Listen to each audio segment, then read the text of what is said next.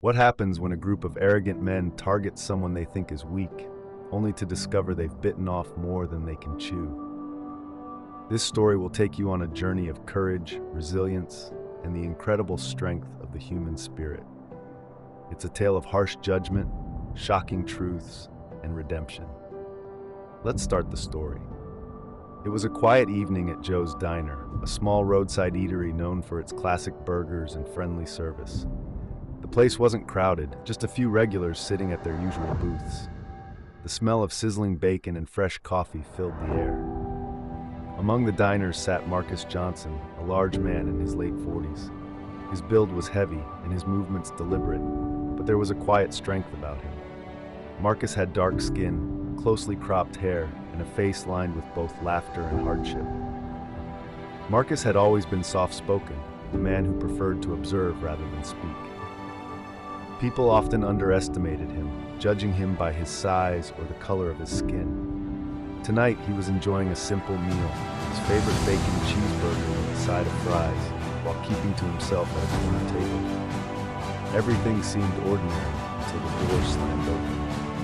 In walked a group of 4 young men, loud and full of swagger. Their leader, Jake, a wiry man with sharp features and a leather jacket, strutted in like he owned the place.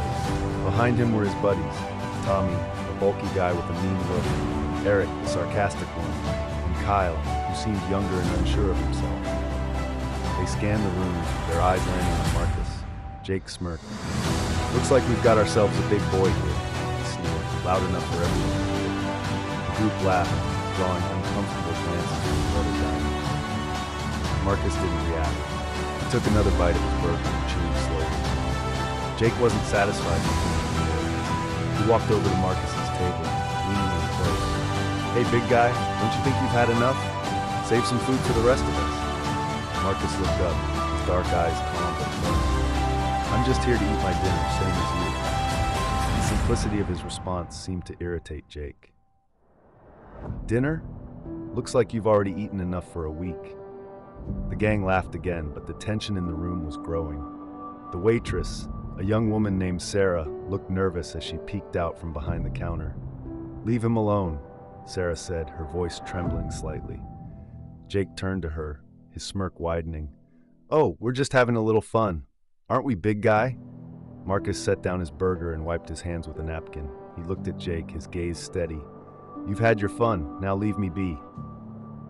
But Jake wasn't one to back down. He leaned in closer, his tone turning menacing. "Or what?" Marcus took a deep breath, his hands resting on the table. "Son, you don't want to do this." Jake laughed, but there was a flicker of uncertainty in his eyes. "What's a fat old man like you gonna do? Sit on me?" At that moment, Marcus's calm exterior cracked just slightly. His voice was low but commanding. "I've seen things that would keep you awake at night. Walk away while you can." The room fell silent. For the first time, the gang seemed unsure. Kyle, the youngest, looked like he wanted to leave, but Jake wasn't ready to lose face. "Let's see what you've got," Jake said, shoving Marcus's shoulder. Marcus stood up slowly, towering over Jake. His size was intimidating, but it was his presence that made everyone freeze. He didn't raise his voice, didn't throw a punch. Instead, he calmly took off his jacket, revealing a tattoo on his forearm, a Marine Corps emblem. "I served my country for 20 years, Marcus said. "I fought for your freedom, and I won't let you take mine." Before Jake could respond, the door to the diner opened again. A man in uniform walked in, Officer Daniels, a local cop and friend of Marcus's. He immediately sized up the situation. "What's going on here?" Daniels asked, his hand resting on his belt. Jake started to stammer, but Marcus spoke first. "These boys were just about to leave." Daniels looked at Marcus, then at the gang. "Is that true?" Kyle, unable to handle the pressure, blurted out. "It was Jake's idea. We didn't mean anything by it." Jake turned on him. "Shut up, Kyle." But the damage was done. Daniels stepped forward, his voice firm. "I think it's time you all left, now." As the gang slinked away, Marcus sat back down, his calm demeanor returning. Sarah brought him a fresh plate of fries, her hands still shaking. "Thank you," she whispered.